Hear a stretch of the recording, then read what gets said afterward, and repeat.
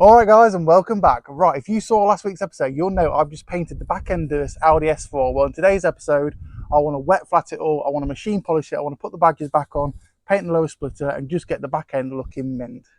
Now, obviously, I did paint this in my garage. There is a little bit of orange peel. It's not a bad finish, but there's a few bits of dust, crap, etc. in the paint, which we need to get rid of. So the best way to do that is to wet sand it. So today I'm going to be using some 1500 wet and dry, followed by 2000 and 3000, getting it nice and smooth. And I'm going to go on to some coarse polishing compound and some finishing compound and some anti-swirl, and it's going to look as shiny as anything. So this is a 1500 3M Trizap pad, really good these. I'm going to use some soapy water and just make a start. Now you can obviously use a DA for this, but as it's a small area, I just did it by hand.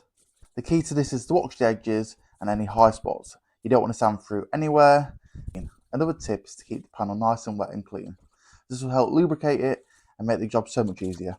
I tend not to take too much off. You can get it completely smooth if you like, but obviously the smoother it is, the less paint you have on it. I'd rather not risk sanding through, plus this way you've got scope to amend things in the future. I move on to 2000 wet and dry, then followed by 3000. I take my time and I dry and clean the panel as I go along, just to check I haven't missed any bits. Once done, the whole thing should be a very smooth matte finish. If there's any shiny spots, you need to do it a little bit more. Right, now we've done all the wet and dry, and I'm going to move on to some polishing. Now I'm going to start with a 3-inch pad on a drill with some 3M fast cut compound, and I'm going to go in all the awkward places first, and then I'll move on to the proper 6-inch mop.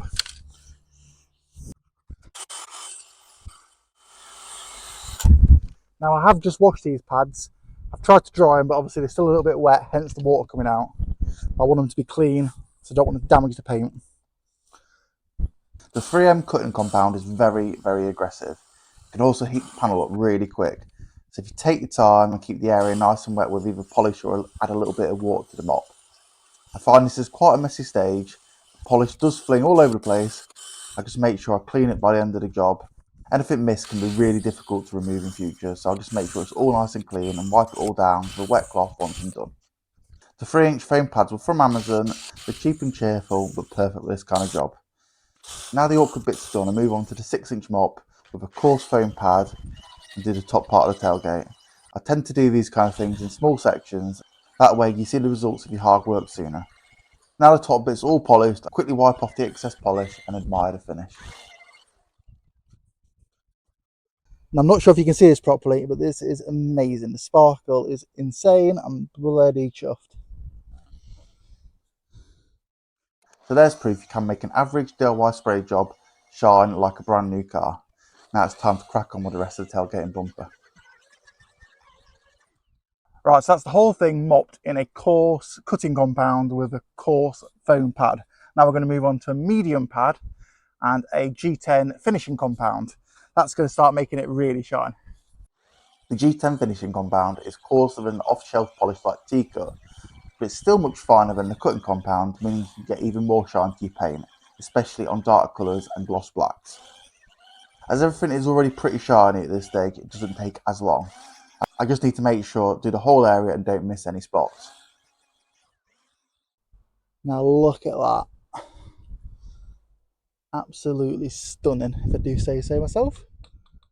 Because I don't want the bumper and tailgate to stand out like a sore thumb, I machine polished the quarter panels too. These were thoroughly cleaned first to make sure there's no dirt or grime on them. I'm really pleased with the colour match, it's much better than the Aston. The medium pad's are more forgiving than the previous one, but you still need to be a bit careful with it, especially on the edges. I take my time and regularly check the panel isn't overheating. I also try and keep the mop wet with the polish. A couple of seconds of running dry could very easily scratch the paint. Not something I want at this stage. Right, so the G10's now done. I'm now going to move on to the anti-swirl polish. It's really fine polish with a really soft pad, just to try get the last few little bits out. But yeah, really happy with it so far, really good. Now if this car wasn't such a dark colour, I'd probably skip the stage. But being black and essentially a mirror, it really does benefit the overall finish and really helps to keep the swirl marks out. This stage doesn't take long at all. Once done, I can wipe off the excess and buff it all down with a clean microfiber. Right, next job's to put the badges on and number plate. So, private plate, finally got round to putting it on a vehicle. sticky pads on the back. I hate screws.